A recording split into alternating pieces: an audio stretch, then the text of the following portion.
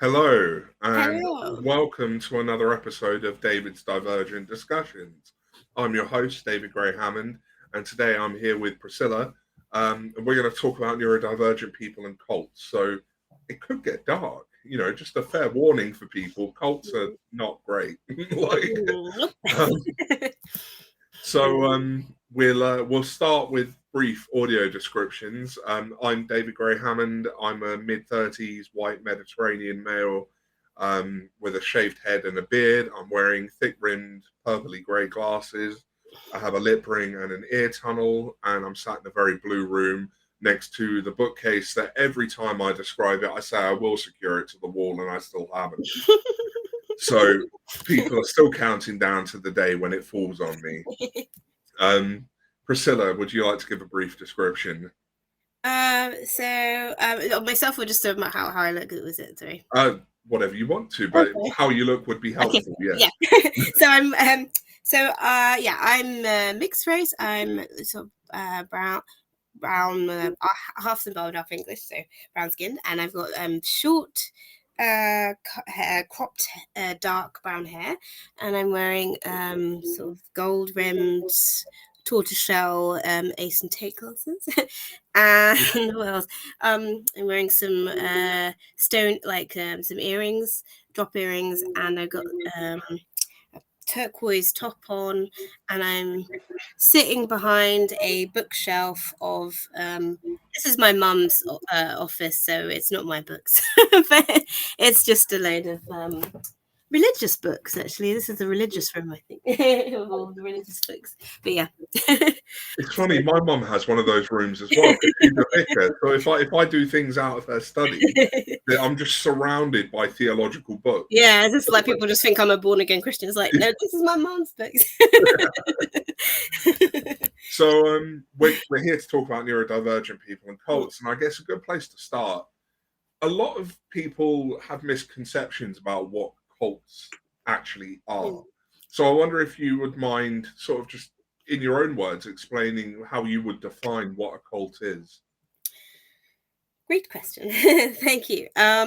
Yeah, I mean, there's some disagreement in like the cult community, the cult sort of survivor and recovery kind of community itself about what how to define a cult. But for me, I take it as to be a sort of what you might call a totalist environment, where usually you would have, and then again, there's some dispute about this, but usually you would have a leader, a sort of guru or head figure that everyone would sort of look up to, and they would usually be sort of deified and seen as sort of like an all-knowing person who you'd have to obey. And then you'd have it's a very hierarchical structure, and you'd have leaders below that who had sort of been enforcing the leader's will, and a lot of it revolves around what you call thought reform, which Robert J. Lifton talked about in terms of like communist China and the brainwashing techniques they tried to use, or what you call brainwashing or thought reform techniques they tried to use on people to get them to convert to sort of Maoist communism. But so a lot of it has come from that. But like it's about so controlling the environment so that you have limited access to information outside of the group. It's about using like different tools and techniques to manipulate you into believing the cult's ideology and to following their direction and to not questioning things. It usually involves a lot of loaded language or cults sort of speak and words that they've either made up or they've made their own meanings from existing words, so that these words can be like thought-stopping cliches or stuff that would stop you from questioning the group again, and make you feel like you're sort of this clique, sort of us versus them. And I think it's usually based around, it can be based around religion, it can be based around self-help, it can be based around, there's so many things it can be based around. I think that's one of the biggest variables. People mostly think it's to do with religious sort of beliefs, but there's so many different types of cult. As many as there are different types of like, I don't know, interests and activities, really. So I guess that sort of sums it up, if that makes sense. Yeah, because I guess for me, my main awareness of cults has been, the very big stories. So we're talking about like the Manson family and Branch Davidian, the Waco Yeah. incident. And they're very well popularized, but I'm not sure how accurate they are of the everyday cult, because they seem to me like they're really quite an extreme example of. Yeah, and that is the problem in terms of how people think of cults, is that they usually think of those extremist examples because those are the ones that the media likes to talk about and likes to make documentaries about, things like that, because it's the most, it's a sensationalist sort of thing. And but not every, there's a spectrum of sort of destructiveness, I guess, from like the extreme destructiveness at one end of the spectrum, where you have the Jonestown and that mass suicide, or not even mass suicide, I wouldn't even call it suicide, but that enforced killing of people, basically. And then on the other end, you have, what people might call, but I don't know if a benign cult exists, but there's some people that believe that that is the case. But but there could be a cult, like the ones that I was in, I would say kind of rest in maybe the middle and lower end of the spectrum, maybe, if that makes any sense. But though it wasn't like there was the sort of what happened with Jonestown or anything like that. There wasn't mass murder or things like that. There is such a spectrum, but it really depends on what you're sort of looking at, because there can still be people harmed, but it may not be in the way that a media story might be interested in, if that makes sense. Like, it's not as a story about a group of people dying as much more like interesting to the media, for example, than someone who might die from depression or mental health issues years and years after they've been in a group, if that makes sense. Yeah. So you've mentioned that you have some experience of your own with cults, and obviously we're here to talk about neurodivergent people and cults. Are there any aspects of your own experience you'd be comfortable to share on this live stream? Oh, I'm happy sharing, whatever. Honestly, I've shared so much about it before. So, yeah, I mean, what in particular would you want? Well, perhaps you could tell us a little bit about your own journey into cult survivorship and how that interplayed with your neurodivergent identity. So into cults, or into like the advocacy stuff that I do now? Do you mean? Yeah. Yeah. Okay. So, yeah, so when I came out of the groups that I was in, it took me a while to realize I was in a cult in the first place, which I think is quite common. And so it was in lockdown, actually, that I started researching, and I first listened to this podcast called The Orgasm Cult, which is a BBC podcast, on One Taste, which is one of the groups I was in. And I realized I'd had a lot of anger before that. But it's like when you actually research it and you realize what was done to you, that's when I really started to get like just really angry and upset, and it was quite traumatizing, because it's like you fully realize what happened to you, and what you put up with, and what you feel like this group is getting away with, and one of the group Landmark continues to get away with, and people are not really reporting it that much. And so but when I was reading the cult recovery literature, I found that a lot of the emphasis, and this is, I know why this is because there's such a shame around being a cult survivor and being associated with cults. That's part of the reason why people are silent about it. They don't want to speak about it, because it's like seen as this, how could you fall for that? How could you be in a group like that? That's weird, or whatever. Like, people don't want to be associated with that. And what I found then in the cult recovery literature was there was this push to kind of say that all people who are, people who join cult, or people who get involved in cults, are normal people. There's this, a big emphasis on, we're just normal people, we're intelligent, we're professionals, we're creatives, we're idealists or whatever. And which, idealists, again, for me, that's a trait that's actually quite neurodivergent. But I just saw that there was this push to sort of to push this narrative about being normal, and it didn't really chime with me. I would never call myself normal. I would never want to be called normal. Not in the way that people perceive normality anyway, which to me is very much normality for me is very neurotypical and heteronormative and default white. For me, that's normal, and so for me, my advocacy really came about because I just felt like no one was really talking or writing about that association of neurodivergence and being in cults. Because from what I saw, there was a lot of people who were neurodivergent, and sure, there may be more people who go and get into a cult. But what I noticed was that the people who really stay and go on for years and years in these cults and go to other cults like cult hopping, I found a lot of them were neurodivergent people. And I saw that there was so many reasons for that, which I don't know if you want me to get into now, but that wasn't being talked about. And I think there was a big blind spot, or there's a big gap in like ignorance around like what neurodivergent is in the cult recovery community. And I didn't understand why people weren't actually making these connections, because to me it seemed really obvious. It just seemed really obvious. And I thought, well, if no one else is going to talk about it, I'll talk about it. And that's how it sort of came about. So I just started writing about it on Facebook, and I started I did a blog about it for this intersectional conference, and it just kind of spiraled from there. Like I just started doing more talks, and it was at the International Cult Association. So yeah. Okay.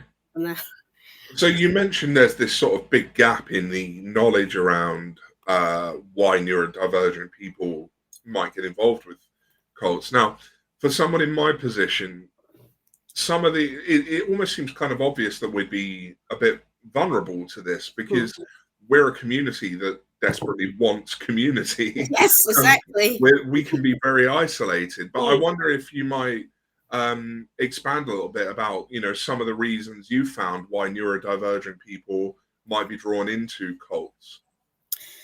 So I can talk about from my experience and what I think maybe would apply to other people, but for me, that community, that's one of the biggest draws, and it's one of the biggest things that keeps you in it, is that sense of community. And because when you go into it at first, there's this huge sort of there's a lot of love bombing, which is when they sort of shower you with all this love and attention, and what seems like unconditional acceptance.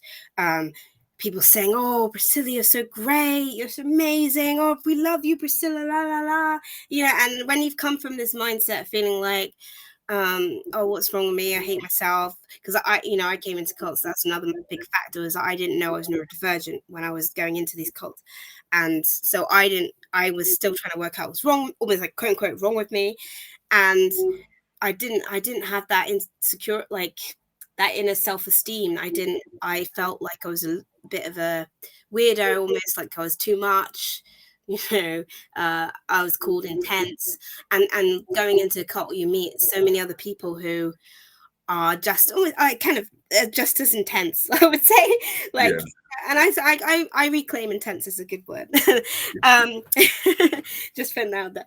And you meet all these people who don't want to do small talk and just want to have these like straight in there with these philosophical discussions about like the meaning of life and what we can do to change society and make a difference, and love and sex and death, and these are all stuff that all this stuff that I would talk about anyway. But it's like you just have a willing group of people who want to talk about these things and think about stuff that is like maybe other people wouldn't be so into talking about or thinking about. And that's a massive draw, is that acceptance, the feeling of acceptance, and which obviously is not real really. But yeah, and feeling like you're part of something bigger than you, and is that sense of like when you have a mission and a purpose. Because I think when you're sort of feeling very chaotic inside, it's like I'm not sure what's going on with you. It's like you almost feel like you need something outside of you to sort of focus you, yeah, to make you feel like you have something to live for, and something that's important. And I was always feeling like I was one of those people who wanted to do something important. Yeah, that was, and they definitely latch on to that. Yeah, there's just so many things. There's that feeling of like, well, how could someone be so cruel and manipulative and lie about this stuff? So taking people at their word at face value, and not thinking that they were trying to manipulate you, just thinking, oh, they're just really interested in me and they're asking all these questions, and to another person it might be, well, this is a bit intrusive, like, why are you asking all these personal questions? But to me it's like, oh, great, like, and then you just overshare anyway. So it's like, I'm telling you all this information that you can then sort of use against me to get me involved, and be like, oh, you like this, or this is your goal in life, or you've had this issue, we can help you with that, and I think there's that, and that structure. It's that sense of structure that's a big thing, because again, with the chaos and feeling chaotic and feeling like unorganized and not able to like really like organize myself in a way of like is having that sort of almost like, well, this is where you're going to be at this time, and this is what you're going to do at this time, and having your weekends like you're going to be at this weekend course or whatever, that's going to be all scheduled for you, and because for me unfilled time, it can be quite terrifying. Yeah. I like to fill my time up, and I hate having unscheduled time and feeling like I don't know what I'm doing because there's too many things I could be doing, so I don't do anything, like anything, or I am left in my thoughts, and I don't want to be left in my thoughts, so it really like fills your time up, and in a way that becomes very unhealthy. But like it at first feels like, oh yeah, I'm actually doing something, things are structured for me, this is great. You don't have to think about too much, I'm just going to be here, like so yeah, I think that was a big part of it. And yeah, I'm trying to think if there's anything else, like there's it's funny because you've hit all the points. Someone commented, cherished cat on YouTube said has to be due to security, routine, and community, and in your description you've pretty much hit all those points. But what it also got me thinking about was, it sounds an awful lot like the sort of coercive control techniques you hear about in domestic violence cases. It sounds like there's a lot of crossover between the sorts of techniques and behaviors that people are using to manipulate people. And I guess, correct me if I'm wrong, it almost seems as if, cults use those coercive control techniques, but on like a grander scale. Yeah, no, definitely. It's the same techniques really. And what it comes down to me is down to really, for me, is like narcissistic abuse as well. Is when you have these leaders who are sort of malignant narcissists, and people aiding them who are also sort of narcissistic or taking on their sort of narcissistic characteristics. And there's that whole giving love and then taking it away, and then sort of shouting at people and making them feel bad and making them feel like they need to actually do better to gain that love again, because that love again, that's an addictive feeling. That feeling of love, that's a very intense and addictive feeling, and it's like that's the other thing that I didn't mention before, is chasing is like chasing those highs. And so that feeling of love is part of it, but then they also engineer these experiences like highs. Like in my cult, they had this guided meditation where it was just very intense, and it was like getting you to feel fear around everything and everyone, and then getting you to feel like everything is a joke, and then getting you to feel like love, and so it's all these intense bonding experiences that engineered sort of highs, like you were on a drug, basically. And I know some cults also use drugs, but that's like it's similar to domestic abuse, in sort of you'll have those peak moments in love which make you feel like you're high, or and you couldn't be more in love, and then if that's taken away from you, it's like, oh, I need to get that back, so it's all these techniques that are used. That interests me as someone who has a significant personal and academic interest in substance use, because one of the sort of key things for me when I was using in addiction was that it was like being in love with the drug, and I was constantly chasing that peak moment where that full of love moment, but never quite getting there. But because I never quite got back to that first experience, it kept me coming back for more. And I think neurodivergent people, like especially if we're sort of autistic and ADHD, we want those highs, don't we? Because Yeah. as you mentioned yourself, we don't do well with unfilled time. We don't do No. well with the lack of stimulation. And Yeah. sometimes we Community. survive off of chaos. And it sounds like it's almost like an engineered chaos within a cult. It sounds like they're Yeah. literally engineering these really chaotic experiences that keep you coming back even during those low moments when you're questioning why you're even doing it. Yeah, and the thing is also is that even those low moments, that most cults, I think that a common technique is to turn those low moments around and to say that if you're feeling any kind of discomfort or anything like that, that's all part of your personal growth. That's a Yeah. massive thing in cults, to be like, oh, that discomfort you're feeling, well, that's where you need to go, because that's where the most change happens, is that in that moment of feeling fear or disgust or whatever it is, because that's where you need to go and gain your personal growth, and then you'll transform and everything will be better. So yeah, I think it's very manipulative, the way they will sort of shape those experiences for you. So even like while you're trying to articulate what even happened to you, they're telling you what's happened to you. And I suppose for neurodivergent people who've probably been gaslit their whole life anyway, it's almost like that behavior has been normalized to them anyway. So you don't necessarily realize that's what's being done to you, because this is how everyone has treated you growing up.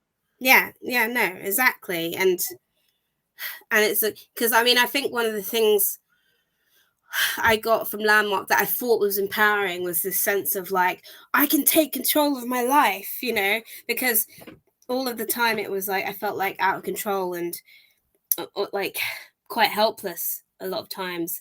And I wanted to feel that sense of control, because all around you is this idea that you can overcome your weaknesses, and if you just be determined and disciplined, then you can do this. And I thought, well, I just felt like this cult, well, maybe this will help me with my disciplines, will help me with like just managing my life basically.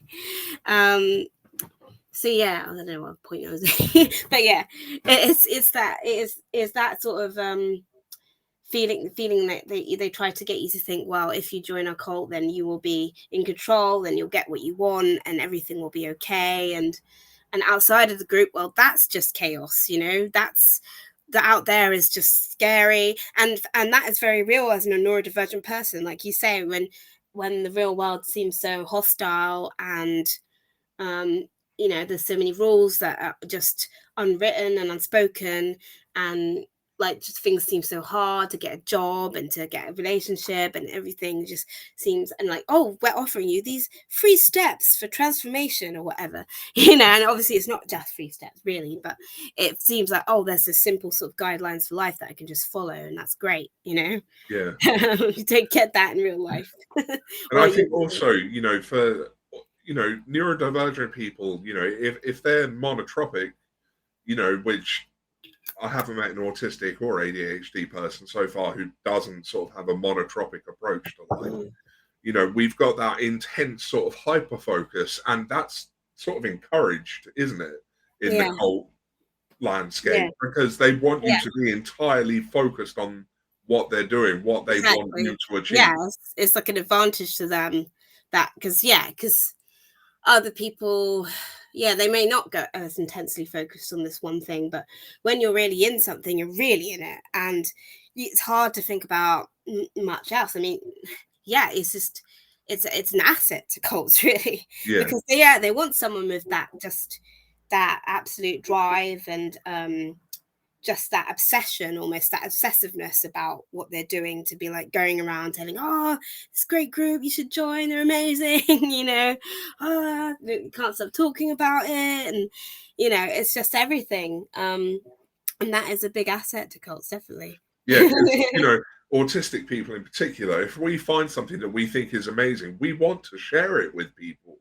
We love to share things that make us happy. So if we're being amped up into this big frenzy of, you know, highs and lows, and I've got control of my life and all these amazing things. We then do what the cult wants us to do, which is we take it to other people and tell them about it, because that's become our world.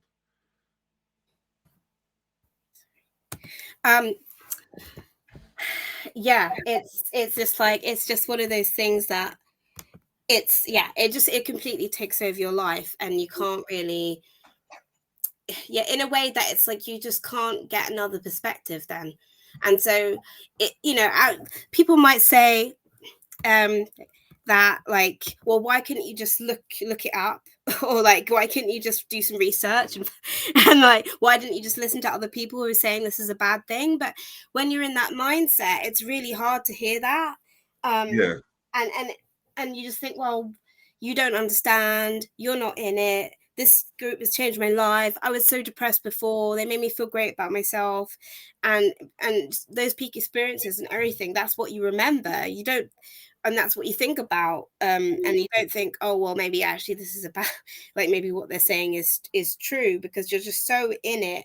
And you're even like saying, they would say, oh, don't go on this website because of this, Rick Ross's critic, he doesn't know, he wasn't in it, like blah blah blah. And I could have literally just gone on the website and I would have found all of these stories about the group and been like, oh crap. But because I just listened to what they said and I said, okay, sure, like I didn't even question it, because it's just so like enamored with the organization and thinking that this was the thing that was going to help me and help humanity. Like, I just couldn't even take any negative feedback in. I just, because my family did try to intervene, and my sister was trying to say, like, this is a pyramid scheme. It just didn't go in. I just didn't go in at all. It was just like deflect. And it's like you have to be sort of in a place willing to accept feedback. Yeah. And I think a lot of people come at it from like, this is a bad thing, and then not wanting to understand why you're in it in the first place. I think this leads neatly, though, into the sort of next question, which is, so you're neurodivergent, you've realized you're in a cult. What's unique about trying to escape that cult as a neurodivergent person? What's unique? What's unique? How do you mean? Sorry. Well, I mean, is there anything particularly about being neurodivergent that makes the escape process more complicated? The way the way your brain works, the way you relate to the world. Is there anything in particular that, for example, for you as a neurodivergent cult survivor, was there anything that made it quite difficult? Yeah. Maybe in a way that wouldn't be difficult to someone who is neurotypical. Yeah. No, I think it goes to what I was saying before about the power of community. Yeah. And I definitely think that was a massive part of it. Is that even if you didn't agree with some of the things that they were saying and like what you were being told to do and everything else, there were people in that group that you felt like you were really good friends with, and you felt like I felt like if I left the group, then I wouldn't see them again, or I wouldn't see them as much, or I would lose a whole group of people that I felt like I'd connected with. And again, you're going out, it's that phobia of going out into the world that they would implant in you. That's like, well, if you go out there, it's like, who have you got? You don't have that support, like what you think of as almost like a support system. And it feels like, I felt like I would just be sort of going back to being left to my own devices and not in a good place again, and feeling like I was getting nowhere, and because I'd been struggling with getting a job, I'd been struggling with relationships, all of that. And I felt like, well, if I get out now, then maybe I'll just undo all of the self-development and good work I've done, despite everything. And that's why people cult hop as well. It's just what I did, was go from one cult to another, because they're trying to find this community still, this sense of community, and think, well, this one didn't work out, but maybe this one's better. This is what I need right now. Oh, I need something to do with sexuality because I haven't explored that. Or, do you know what I mean? Oh, I need something to do with whatever because that other cult didn't really address it properly or didn't address it well. So you just kind of go from one community to another because you're not actually analyzing it, and you're just thinking, oh, well, they just weren't so, they just weren't for me or whatever. Yeah. So for me, it starts to, because I talk about in my recovery from addiction, one of the key moments was finding the autistic community.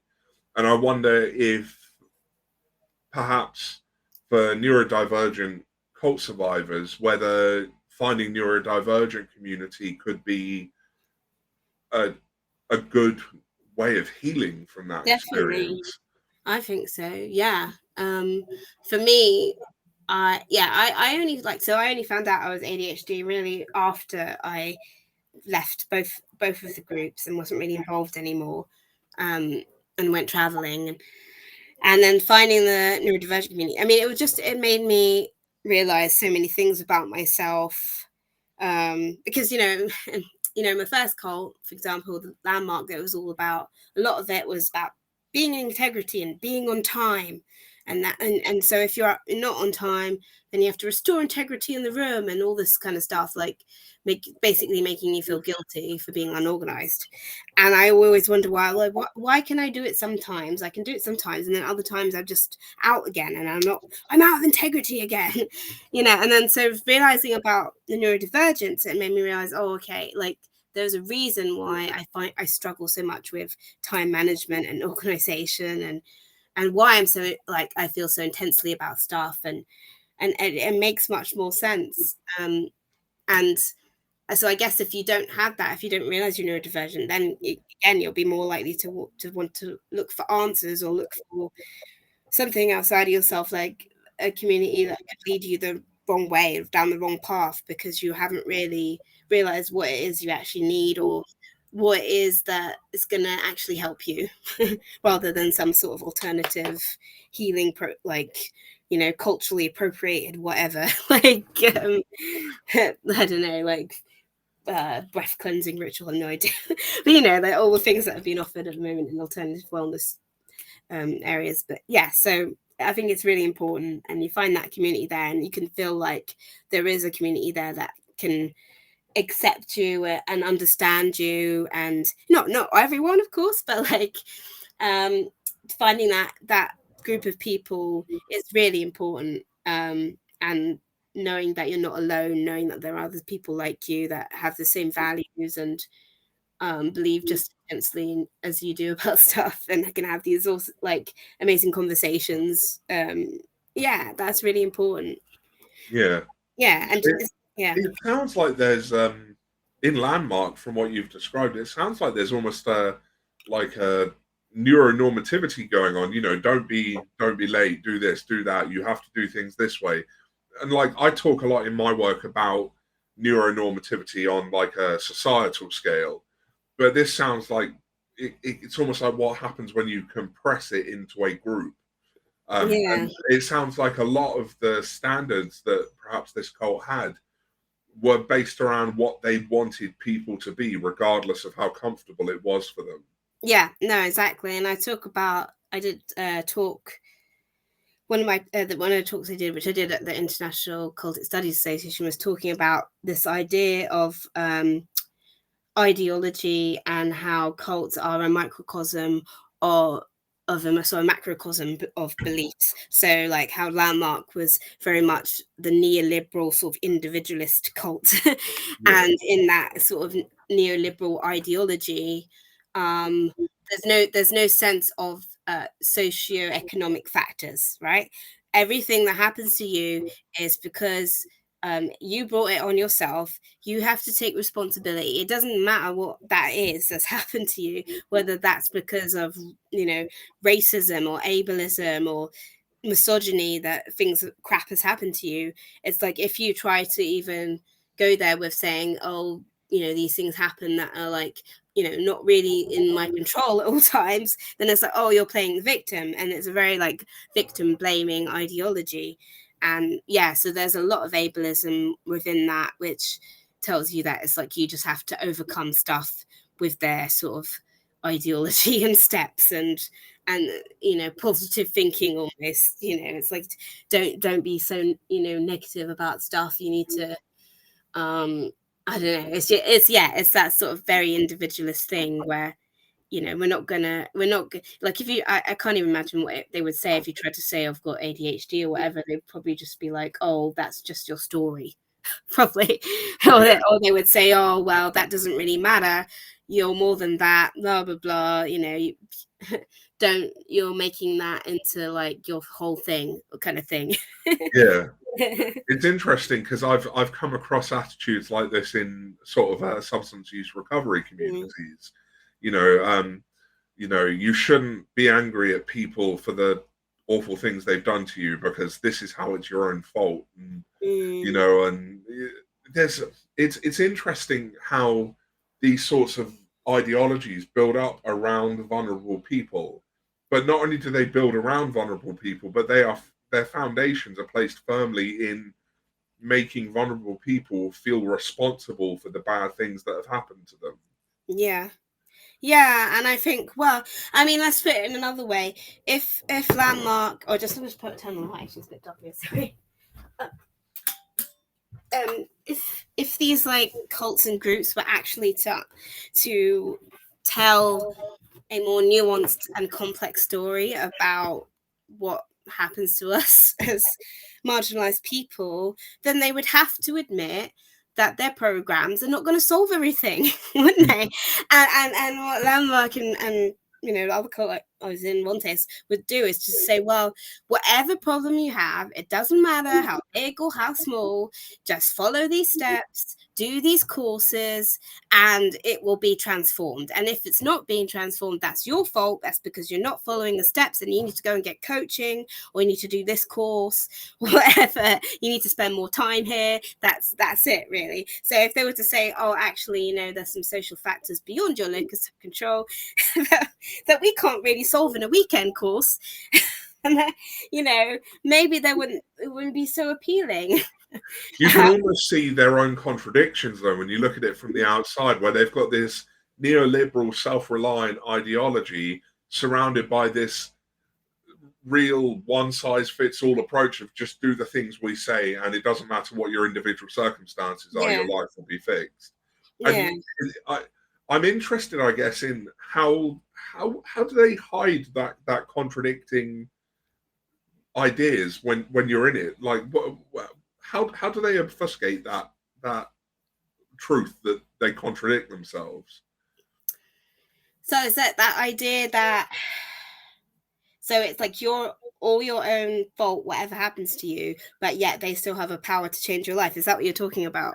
Yeah, so you've got that very neoliberal idea of you are responsible for what happens in your life. Yeah. And it doesn't matter what's happened to you, it's your fault. You brought it on yourself. But also, despite these individual experiences that were because of you, this very one-size-fits-all approach of do this course or do this practice will work no matter who you are.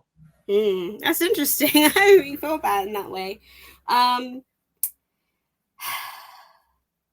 Yeah, I don't even know if they do actually explain that contradiction, to be honest. A lot of what they talk about makes no sense anyway, if you actually to like analyze what they said to you. But because they bombard you with so much information, that's part of the manipulation, is that you can't even take it all in anyway.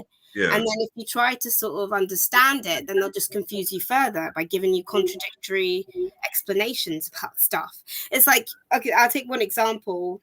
The whole thing about being in integrity, they have this whole thing. Okay, so like, obviously for me that is designed to make you feel guilty and to make you sort of compliant and follow the rules. But then they have this whole other thing, which is another layer on top of that, which is saying, oh, don't make yourself bad and wrong though.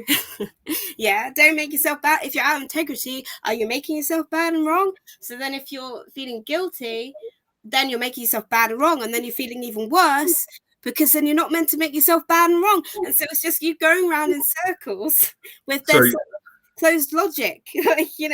So it's sort of like not being able to see the wood for the trees. That's their approach, really, is just bombard you with so much information that trying to unpick it and disprove any of it becomes almost an impossibility. Yeah, and they'll always have an explanation. It doesn't matter how absurd it is, But usually it all come down to, well, you're just not following it properly, or you don't understand properly. Oh, you'll get it when you do this course, you'll get it. And you can really start to see how neurodivergent people get sucked into this then, because we're not people who enjoy processing loads of information all at once, and you are being bombarded with loads of information all at once. So you just trust the overarching message they're trying to give you, because, well, these people are giving me a community, they're giving me connection. That's how it seems to me. Would that be accurate? Yeah. And because, when you look at the forum, which is the first landmark weekend course, I mean, I think it used to be longer. I think it used to be like week, or I can't remember, but now it's like from Friday to Sunday, but it's like 9 a.m. till like it can go on till like past midnight. They don't even have an end time. They'll just say around 11:30 or around 11, or they won't even give you an end time, because they really don't care. They just want to make you so tired, and then away. And even like when you're going home, you're meant to do homework for the next day, so you don't even have time to like think, or like, actually, what was that? Let me just look this up. What was that? You're like just too busy thinking, oh, I have to do this homework. How am I going to fit this in between actually sleeping and getting to this like course again tomorrow? And even in the breaks, they'd give you homework to do, like call someone you've lost connection with, repair your connections, all this kind of stuff. And then it's like, if you had a good experience with that, well, that was landmark. You wouldn't have called that person if it wasn't landmark. And then again, someone else to recruit to the organization. So it's all for a purpose, but it also just keeps you constantly busy, not able to reflect, not able to review, tired, sleep deprived. All of that is part of the manipulation. So we're sort of coming to the end of our time now, but sort of to wrap it up, if someone was watching this who had questions about whether they were in a cult or was perhaps trying to escape one, would there be any sort of advice you'd give them? I would say just find out as much as you can about this group that you're in, and cults in general. I'd say that one of the best resources for me has been the cult. I think it's called the Cult Education Institute. It's Rick Ross's website, and because it has a load of forums on there about all different types of cults, and so there you have like first-hand survivors sharing their stories, sort of anonymous, under like usernames and things like that. But you can interact with people, you can message people, you can just find out more about what's actually happening in this organization. And like, you can read books. Yanya Lalick has a book, I think it's called Take Back Your Life. Rick Ross has a book, Cults Inside Out. Podcasts, some really good podcasts out there. Indoctrination is one I appeared on, that's hosted by a therapist who specializes in cults and that sort of coercive control dynamic. And just there's loads of resources. I really love the Heaven Gates podcast, but there's just so many. I'm happy to share like resources and whatever if anyone wants to contact me. And speaking of contacting you, you're on social media, aren't you? Yeah. So would Twitter be the place to find you, or Twitter, LinkedIn, Facebook, Instagram, on all those. Okay. Well, it's been a really good episode, Priscilla. Thank you very much. I've learned a lot, and it's definitely given me some stuff to think about in my own work, both. And we have to do that academy. And a professional. Yes, we do need to do that academy live stream. We keep talking about it. Yeah, we never quite get it done. Yeah, no, I mean, there's so many other things we could talk about. It's two ADHDers trying to plan something. Right. Well, thank you very much, Priscilla. It's been a really good episode. I've really enjoyed it. Now's the bit where we wave awkwardly whilst we wait for the live stream to end. So thank you, everyone who has listened.